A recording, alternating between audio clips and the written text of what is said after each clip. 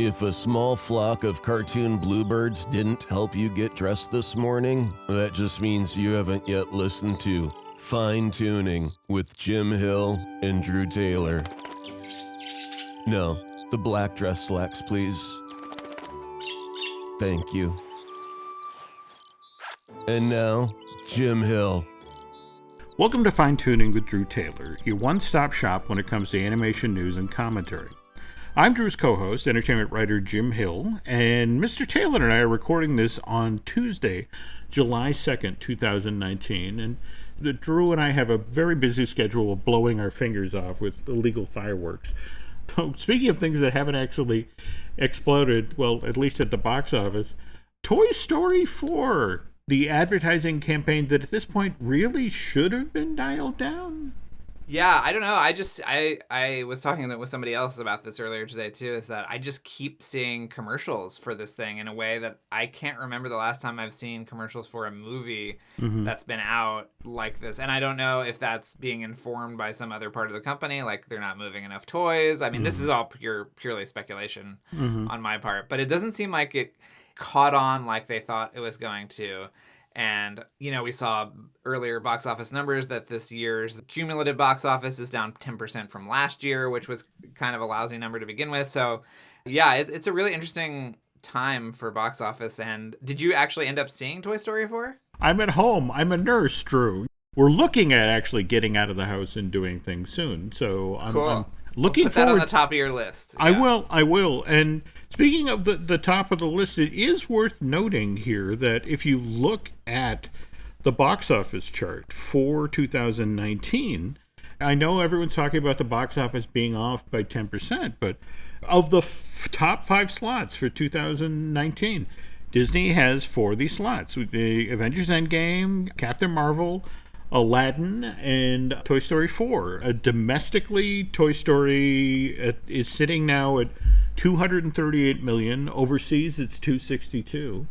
At this pace, though, it's not going to be a billion-dollar earner. I don't think if you and I were having this conversation even 2 weeks ago, that would have even remotely been a possibility. I mean, it's Toy Story 4. Of course, everybody on the planet's going to go. Right. And it's a great movie. And what's interesting, too, is that Disney's kind of had a reversal on Aladdin, which people kind of poo-pooed, and there was all this negative press about. And then you saw that it's eclipsed the 800 million international mark and looks like it's going to make 900. Like, that is crazy to me. The other thing that kind of startled me is that here's Will Smith out there talking about this is his career best, thanking the fans, and it's like the high 800s is as well as he's done, or... Yeah, I mean, I thought that surely Independence Day or one of the Men in Blacks would have made it, but no, it's Aladdin. I mean, that to me is really stunning. And did you see Aladdin, Jim? You keep okay. We'll circle back on that one. The local drive-in right now is actually showing Toy Story 4 and Aladdin as a double feature, and I thought, oh, that's awesome. Let's do the 1960s family movie experience. We'll drive, we'll get a big tub of popcorn, and we'll sit there through a dirty windshield covered with bugs and watch these two movies. And not exactly enthusiastic for the idea. Well, I've never been to a drive-in, so I would have taken you up on that offer, Jim. So, okay, we'll have to talk with Katie about this. Okay. All right. Speaking of Will Smith, I guess we should also mention that the Spies in Disguise new trailer just dropped, and we had the teaser back in November of last year. And so, what did you think? It was an improvement. I mean, we get a little bit of more of a glimpse of what this world is going to be. I was wondering what you thought about Tom Holland starring as a nebbish nerd in 2 animated movies, both now being released by Disney within 3 months of each other, with Spies in Disguise and also Onward, Pixar's Onward, coming out in March. Kind of an awkward position for the studio to be in. Yeah, I know. And if all had gone according to plan, this film would have been out originally back in January of this year, and release date slid to April, and from when the first teaser came out in November of last year, they pushed the release date yet again. Now, it was initially May 7th and now drops on Christmas Day. Though that doesn't necessarily mean a bad film. In fact, I think it's No. very, very interesting that Disney, just in the past couple of weeks, brought in Mark Ronson to overhaul the music. And that potentially means a hit song, a good, strong score. This feature from Blue Sky is actually based on a short that weirdly dovetails into your other podcast, Light the Fuse. Yes. But it's Pigeon Impossible. Hey, have you actually seen this thing? Or? Yeah, I have. It's got some startlingly bad animation, but it seems like it's a good jumping off point for Spies in Disguise, I think. But again, you have to grade on a curve because this was actually produced back in 2009. The backgrounds for this thing are immaculate. I mean, it's one of these things where it's like they did such a great job on, the anime. And the pigeon's not bad either. Not very stylized, but a pigeon. But yeah, the human figures are a bit shaky. And let's see. What? Well, you had a great anniversary that you wanted to talk about for this week, right? I'm sorry. I'm having a brain fart. What are we talking about? Well, on this day in 1986, Great Mouse Detective came out. Oh, God, yes, that's right. That's right. Yeah. If you're like me, you date the start of the second golden age of Disney animation from the release of The Great Mouse Detective. Now, mind you, the studio, they prefer to go with Little Mermaid, which released to theaters in November of 1989. And, you did that great interview with Rob Marshall back for Mary Poppins Returns, where he talked a little bit about the live-action version of The Little Mermaid that they're prepping. And we've just now begun getting some casting news. Yeah. So we had Awkwafina is supposedly coming on board as Scuttle, which I was trying to remember. Haven't they done that recently, taken a male role in a project and turned it to be a female? On a Disney live action thing? Yeah, I know they've done that recently. That it was just sort of like, oh, they're hitting that button again. On the other hand, we had Jacob Tremblay from Room. They're bringing him in for Flounder. But the thing that seems to be roiling the internet at this point is the news that they've put an offer into Melissa McCarthy to try to bring her in to play Ursula. Drew, I've been a fan of Melissa McCarthy's work since she played Suki on The Gilmore Girls. But what's your take on her as Ursula? I think it's it's not particularly inventive casting, but I think she's great, and she lives near me in Toluca Lake, so I see her all the time. So, do you really? Yeah, next time I run into her, I'll say, oh, congratulations. Very cool. Okay. Yeah. There's been some controversy about this casting. I mean, you saw Lizzo's video, right, where she was singing Poor Unfortunate Souls. I did. And in fact, the LGBT community is sort of like, oh, come on. If you're going to do Ursula, she's got to be a drag queen. And, that's not necessarily off the mark. Well, she was based on Divine, obviously. There we go. And, one of the great drag queens of the age. And when Disney Theatrical was prepping Little Mermaid for the stage, the actor they tried to land for Ursula initially was Harvey Fierstein, which, if you remember his work, both performing and writing Torchstone Trilogy, this is a guy who knew that world very well. But the interesting thing is that when Disney went to Harvey with the offer, he was just coming off of having done Hairspray on Broadway. And it was just sort of like, guys, for 2.5 years now, what with the tryout in Seattle and then being on Broadway, I've been in drag. I don't want to follow a drag show with a drag show. And so he politely turned it down, but left the door open for further collaboration with Disney. In fact, didn't he redo the book for Newsies for the film? Yeah. Which I saw on Broadway and was terrific. No, absolutely. Absolutely. Google Timeless to Me and Nathan Lane, and you'll get to hear a demo recording for the score of Hairspray back when they were trying to get investors involved. And very early on, Nathan Lane was supposed to play Edna Turnblatt in Hairspray. But kind of the same situation that when they finally got Hairspray up out of the ground, Nathan was just coming off of a run on Broadway in The Producers, and it's like, A, I don't want to dress in drag for 8 shows a week, and B, this actually looks like it's going to be a hit musical, which means I'll have to spend another 2 years on Broadway, and thank you, no. But anyway, Talk to me about this Gremlins Secret of the Mogwai thing. Yeah, so this is a Warner Media project that is intended for their streaming service, apparently. Mm-hmm. And it's set in the 20s and will focus on the guy who had Gizmo in the first movie and his kind of adventures. It's the story of how Sam Wing and the Mogwai called Gizmo met. They'll take a dangerous journey through the Chinese countryside, joined by a street thief named L. Along the way, they'll encounter and battle monsters and spirits, all while a power-hungry industrialist and his army of evil gremlins are in pursuit. Sounds good to me. I mean, I will wait to see how it looks, I think, is the big thing, because we have not gotten any images yet. Duly noted. Are you feeling optimistic about this?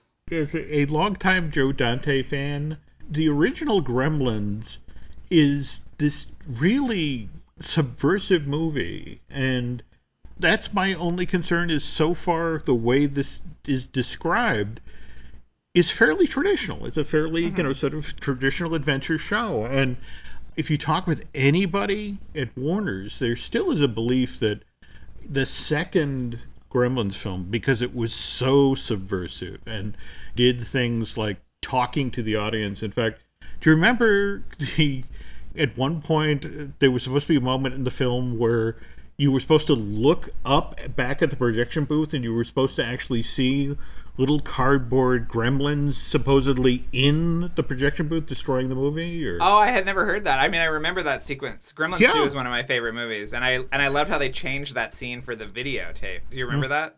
The VHS had a different scene. No, I forget that. Yeah. I think it was John Wayne in the theater, or it was Hulk Hogan in the theater and John Wayne on the videotape or something. Yeah, so it was different. But no, I had no idea that they were supposed to actually show cardboard gremlins in the theater. I was running theaters during when this thing came out, and what they literally sent was these cardboard cutouts of gremlins that had springs on them.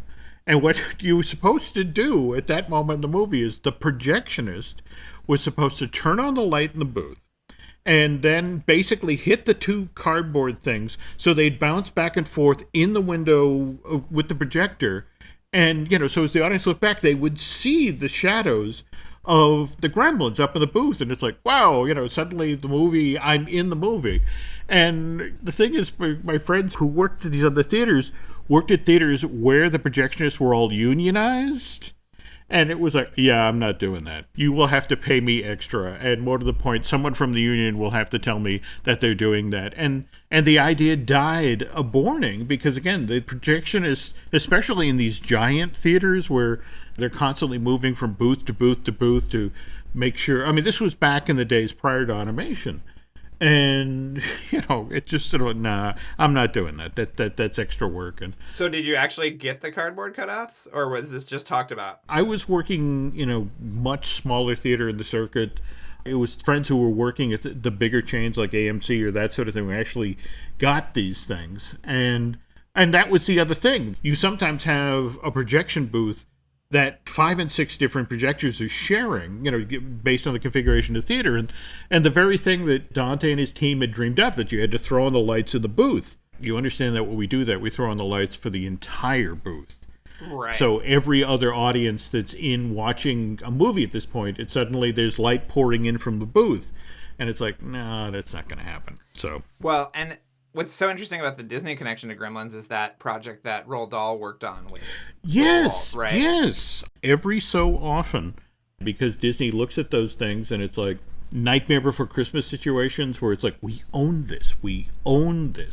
We should do something with this. And speaking of which, did you actually see that they floated news in like the last week to 10 days about they're kicking the tires of a live action Nightmare Before Christmas? I saw that news bubbled up, but the original reporting was from like 2 or 3 years ago. Okay. So I don't know why that came back again, but that seems weird to me. I agree. I'm just, it's one of those things where it's like, I don't want this to be one of these situations where Tim Burton feels bad because Dumbo underperformed. And I was like, okay, all right, well, that idea that I said was terrible, let's take a look at. Well, now on the other hand, ideas that look great. They're casting up for that live-action stage version of Hercules that's being done by the Shakespeare in the Park folks at the Delacorte Theater, and we have to see this stage show. Here's the issue. The issue is that it's set up like all the other Shakespeare in the Parks. Yeah. So I would literally have to come out. Mm-hmm. We would have to get there at 6 o'clock in the morning, sit on our ass for 12 hours waiting for this thing to start. Yeah. And it's like, oh, can't they just sell tickets? And I'm hoping this will be a harbinger of good things. Same thing here. Same thing here. Because when you look at this cast, I mean, James Monroe Englehart, the guy who won the Tony for playing the genie in the Broadway version of Aladdin, playing Philoctetes. And Roger Bart from the producers, Carmen Gia, but more to the point, he was the singing voice of the young Hercules. He's going to be playing Hades. It's like, this is dream casting. And Jelani Aladdin, who played Kristoff in the Broadway version of Frozen, he's going to be playing the title role. I mean, come on, we got to figure out, there's somebody somewhere who owes us a favor, right? Yeah, please. I mean, if you can get me in without waiting for 12 hours, I will be there. Okay. That's my promise to you. Okay. And speaking of things that I hope we get to see, given what Wes Ball has been doing with the Mouse Guard over the last week to 10 days, are you hearing anything at all about other companies kind of kicking the tires to maybe pick this up after Disney and Fox put it and turn around? Or no, and I think that his whatever he's doing online is kind of ensured that will never happen, because It just seems like he's sort of burning down his house on the way out. I mean, I'm very glad to see all of this stuff. He's posted, a walkthrough of the production offices, featuring a lot of concept art, and posted a really amazing kind of rough approximation of some of the animation before it was sent to Weta. But I can imagine that people are pretty right now at him. I mean, do we want to tell people about what this is? It was supposed to be a performance capture based on the New York Times best-selling Eisner Award-winning series of comic books. And it was basically the Game of Thrones with mice, right? Yeah.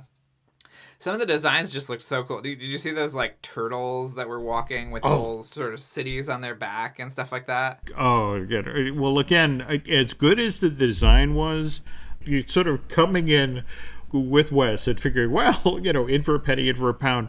Greg Weta made his screenplay for this proposed motion capture film available for reading on Dropbox. And the moment it became available, I sat down and read the thing, and oh my God, Drew, I don't know if this was the draft that was going to go forward, but this is obviously the draft that got the project started, that got people excited. But you read this thing, and it's a great motion picture just on paper.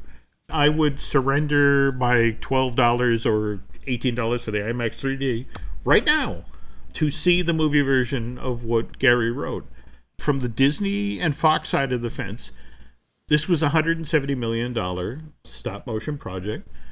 Evidently, Disney did a deeper dive on the whole Eisner Award-winning New York Times. So exactly when you say New York Times best-selling, how many issues of the graphic novel, copies of the graphic novel did you sell?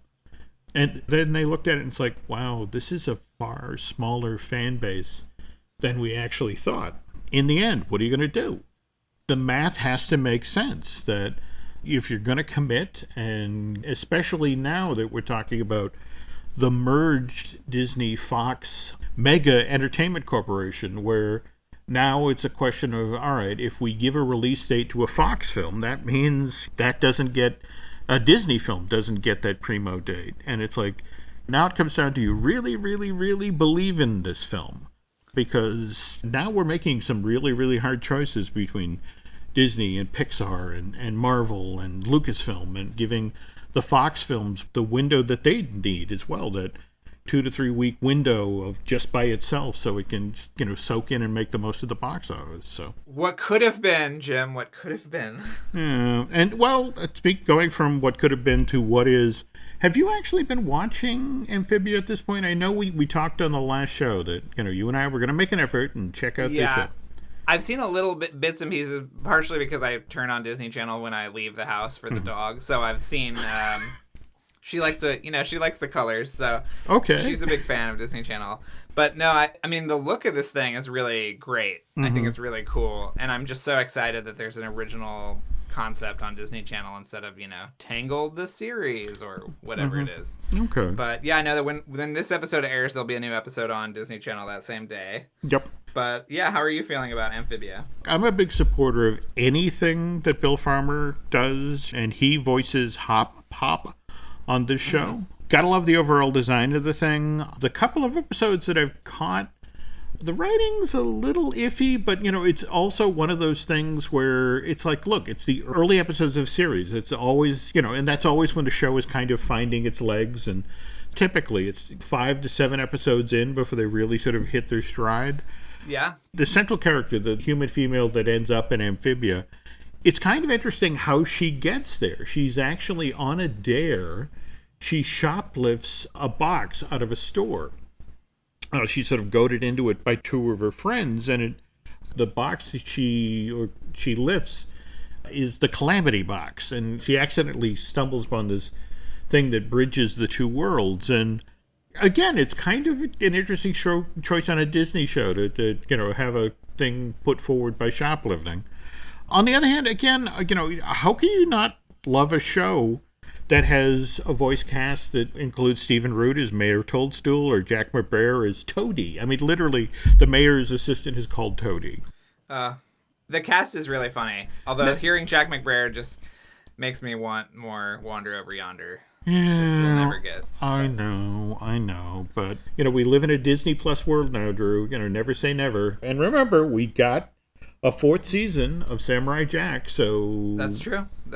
Maybe. Never give up. Yeah. On the other hand, from the Disney Channel side of the fence, the channel clearly believes strongly in the show. It was already renewed for a 2nd season on May 17th, a full month ahead of the show's debut on June 17th. So check it out, folks. Circle back on it. It's definitely, like as Drew said, just today, there's a brand new episode. It airs at 10 a.m. There's also a brand new episode that airs tomorrow at 10 a.m. So check that out. And we need to take a quick commercial break here, folks. But when we get back, Drew and I are going to talk about Where the Wild Things Are and the Disney version of The Brave Little Toaster. This episode is brought to you by LifeLock. It's Cybersecurity Awareness Month, and LifeLock has tips to protect your identity. Use strong passwords, set up multi-factor authentication, report phishing, and update the software on your devices. And for comprehensive identity protection, let LifeLock alert you to suspicious uses of your personal information. LifeLock also fixes identity theft, guaranteed or your money back. Stay smart, safe, and protected with a 30-day free trial at lifelock.com/podcast. Terms apply. This episode is brought to you by Marqeta. When it comes to your payments provider, you can't afford to compromise. Marqeta's modern payment solutions flex with your business without the trade-offs. Stable and agile, secure and innovative, scalable and configurable. If they say you can't have it all, don't believe them. Your business demands more. Choose a payments provider that delivers more. Choose Marqeta. Visit marqeta.com/Spotify to learn more.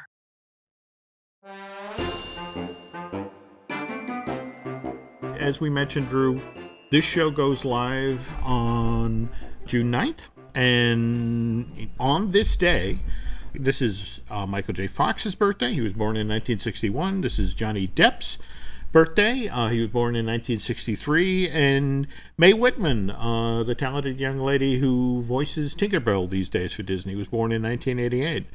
For you theme park fans out there, back on June 9th, 1984, this was the day that Laserphonic Fantasy debuted out on Epcot's World Showcase Lagoon.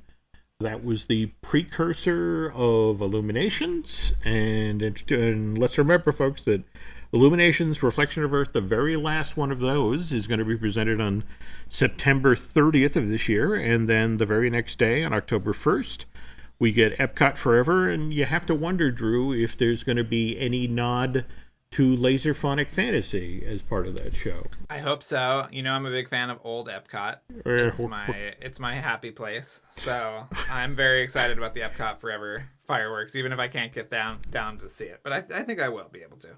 Okay, cool. Also, something else worth noting, folks, on June 9th, 1986, the original Cars was released to theaters. And, of course, directed by John Lasseter. This was the fourth of the 5 films he would direct during his stint at Pixar. If things had gone another way, by this time in his career, John would have directed a 6th film. This one for Disney, and it was going to be The Brave Little Toaster.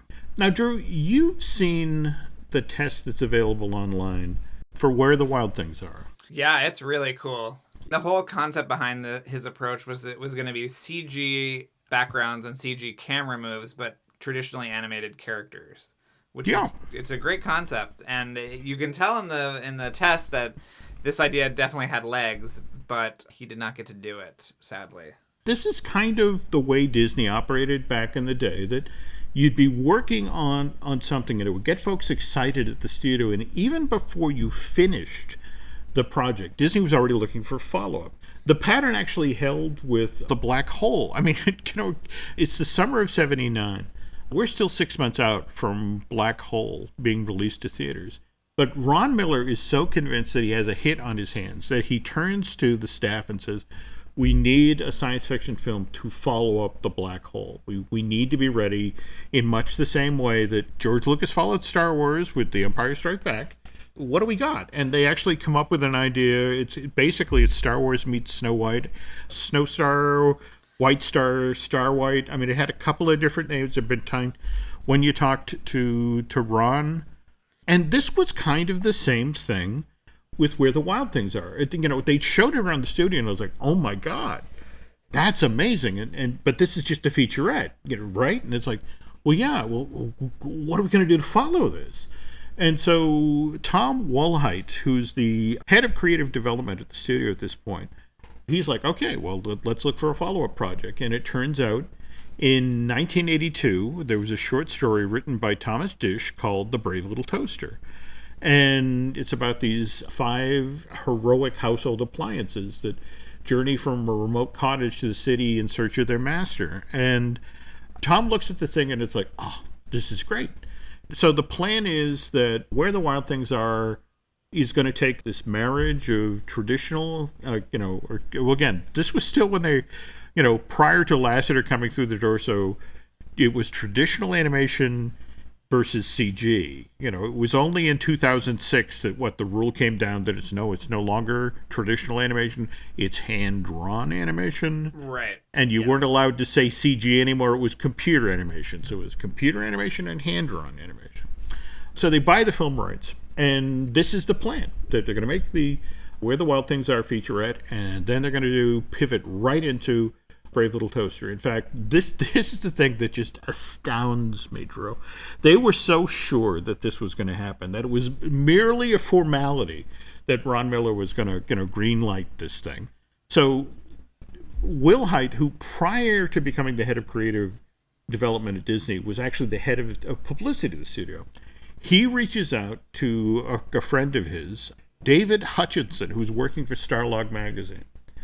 And he brings him in and does this feature-length interview with John Lasseter in his office at Disney Animation, and it's all about Brave Little Toaster, this movie they were about to make. You can actually find the full interview online. It's a December '83 issue of Starlog magazine, and I pulled a couple of quotes out of it just because this is how far along they were with the animated feature at this point. John lays out his plans for Brave Little Toaster, that we're going to caricature the toaster's world slightly, so it has a warm, cartoony look. All the technicians involved in developing computer animation are trying to copy the real world. That's great, but as an artist, I like to manipulate and stylize it. Look at the way Grant Wood reduced everything to geometric shape, or, for example, Ivan Earle's wonderful square trees and Disney's Sleeping Beauty. And he goes on to talk about, what does a talking toaster look like? We can indicate an approach, but the real character work doesn't begin until the animator gets involved. And we just don't want to tack on eyes to the side of a toaster. And some of the characters for this film don't even have faces at all. We have them faces growing out of knobs or indentations in the design. We're trying to make it look so it's somewhat logical. And Drew, given all of the years you've been interviewing people up at Pixar, this has to sound very familiar. Yeah. Well, I mean, it even sounds familiar to what he did with Luxo Jr. That's it exactly. When you think about his student films at Cal Arts, where what the one that took the student Oscar about the faceless lamp. Everyone who thinks about John Lasseter's version of Brave Little Toaster thinks that it was going to be the first fully CG film, and that just was not the case. Again, the wireframe computer animation that was then overlaid with traditional animation to give this film, Where the Wild Things Are, Tess, such a distinct look. This was the same thing they were going to do with Brave Little Toaster. In fact, again, a couple of additional quotes here.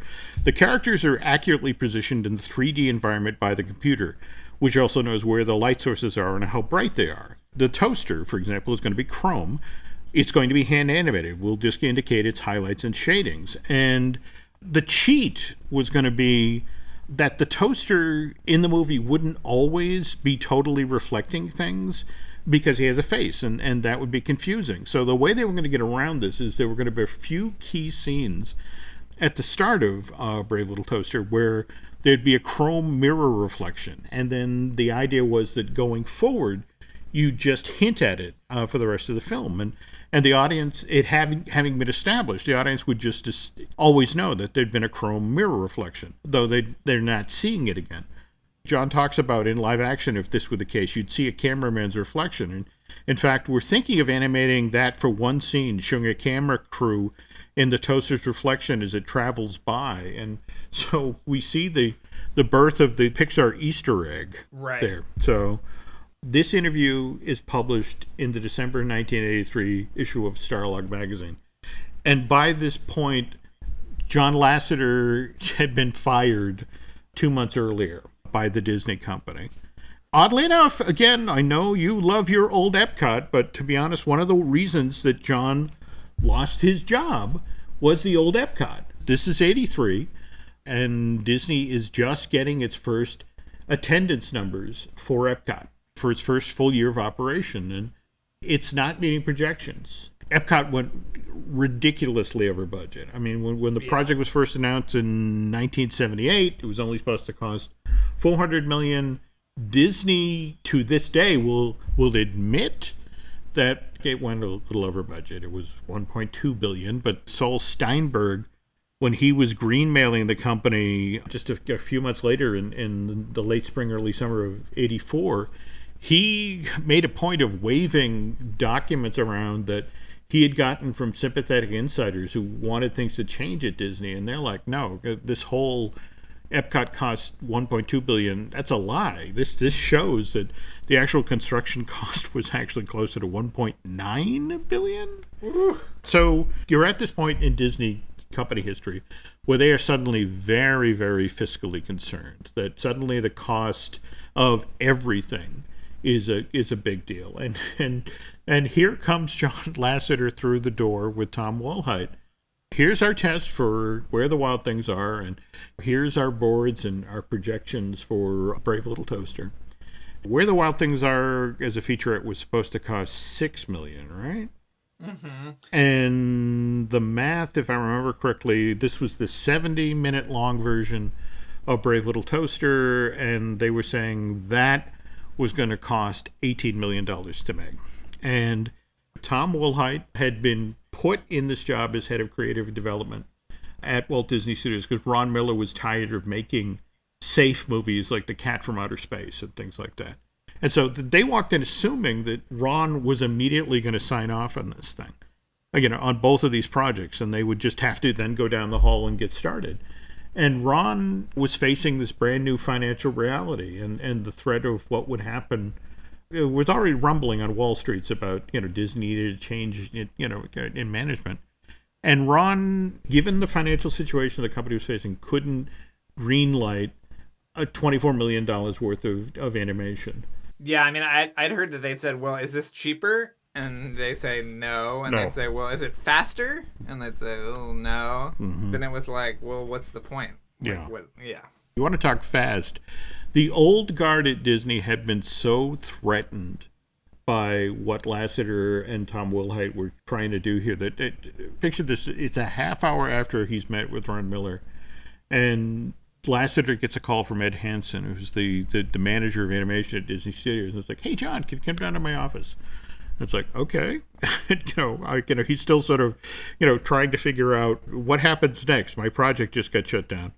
Ed, asks John to sit down and goes, "Hey, your project," well, here's the quote, supposedly. "Well, John, your project is now complete, so your employment at Disney Studios is now terminated."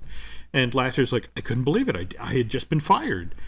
The way John Lasseter liked to tell this story was, he'd been fired by Disney. And for like a week, 2 weeks, he doesn't tell his wife. He just gets up, dresses, and goes out. And he's trying to figure out what to do next. But he has a set of credentials for a computer animation conference that's being held at the Queen Mary, and he goes there and he runs into Ed Catmull.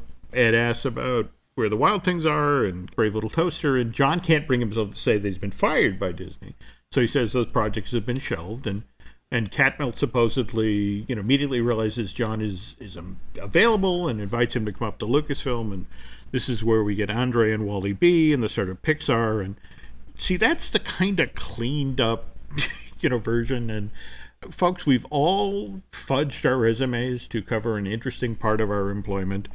John, when he took the job at Lucasfilm, flat out told the folks there, it's like, "Look, I can only do this for a short time because Tom Wilhite has reached out to me, and he's furious about the way this whole Brave Little Toaster and Where the Wild Things situation, the way it was handled. So he's resigning from Disney, and as part of his separation packet, he's getting the film rights to the Brave Little Toaster. And what he wants me to do is to hang loose, that, he's going to go out after he leaves Disney, he's going to line up the financing.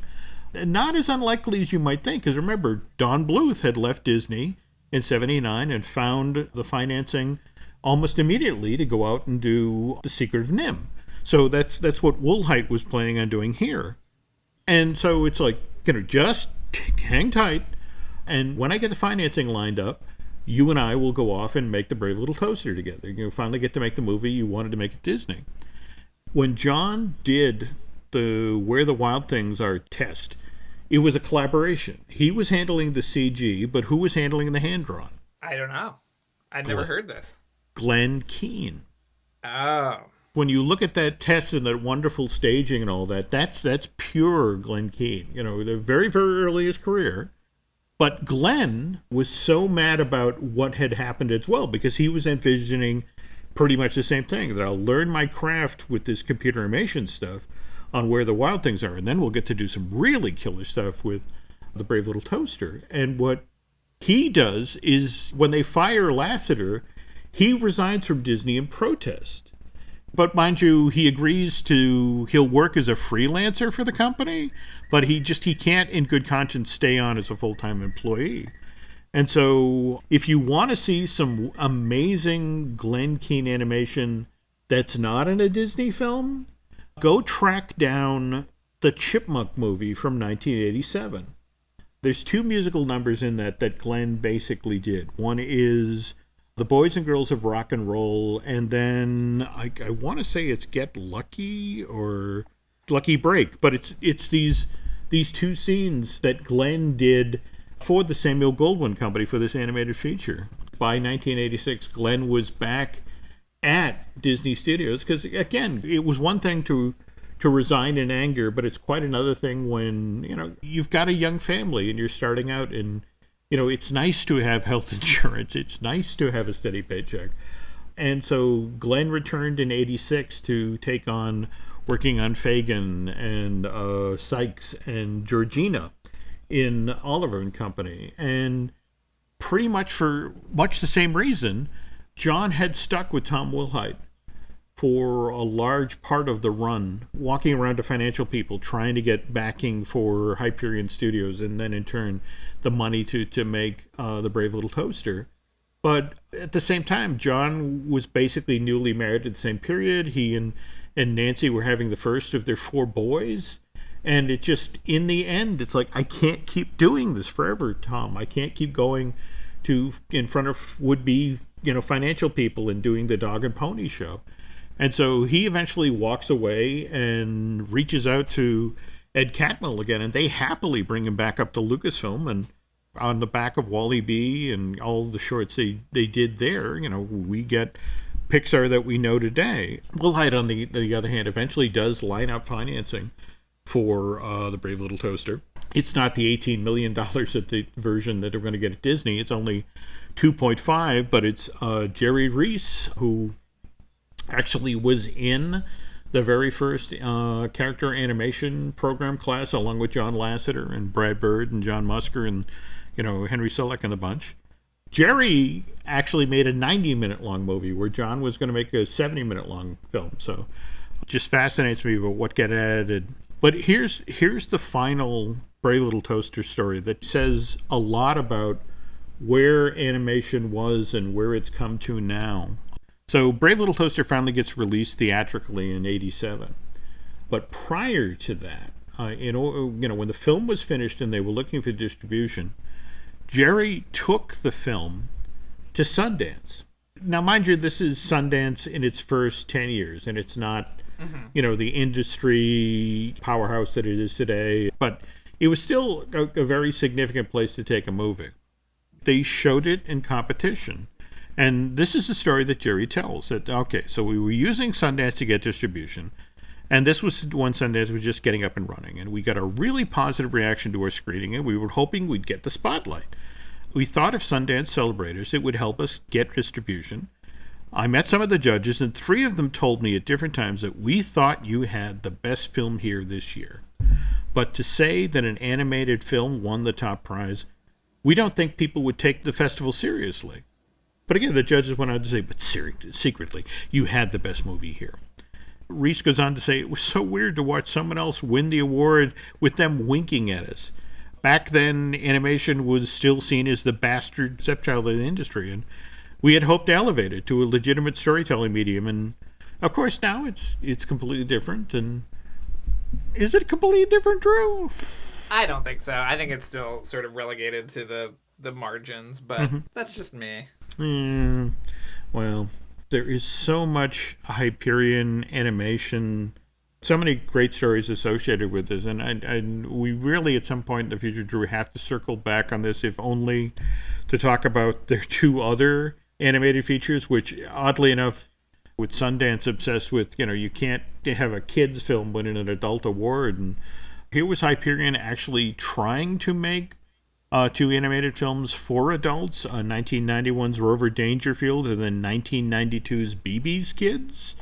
And in both cases, yeah, well, no, again, you actually saw BB's Kids in the theater, didn't you? Oh, yeah, I went. I mean, I don't know how old I was, but I had no business seeing Baby's Kids, but I was still fascinated with animation back then. Yeah. And that's, again, one of the reasons we have to circle back to that one is there were so many Disney pros who worked on that film. And when you think about the Robin Harris piece of stand-up that it was based on, where he actually talks about he's taking kids to Disneyland. And right. So, all right, we'll get to that. We'll circle back for sure. We'll circle back on that. Now, we talked about Pigeon Impossible, which somehow think you're not going to cover on Light the Fuse, but... We aren't, but maybe we will now that you say it. But yes, please listen to Light the Fuse. I don't really know what episode is coming up, but I think we did a preview of our commentary track. We did a commentary of the entire first movie, which is for Patreon subscribers, but we gave you a little taste of that so you can sync up your Mission Impossible Blu-ray or digital copy and watch with us, which is kind of fun. Okay. Wow. No, I'd love to hear all those De Palma stories. Okay, cool. No, I'll do that. On my side of the fence, we've, of course, got a Disney Dish with Len Testo. We've got Universal Joint with Dustin Fuse. We've got, of course, the wonderful podcast Looking at Lucasfilm with Dan Z. And we even have I Want That. And let's not forget about Marvelous Disney, the wonderful podcast with Aaron Adams. Please head over to iTunes and rate and recommend our show. But on the hand, you really, really like what we do here, head over to Bandcamp and subscribe. I guess we'll call this a show then, Drew. Alrighty. All right. Take care, folks. Be sure to tune in again for another fine episode of Fine Tuning with Jim Hill and Drew Taylor.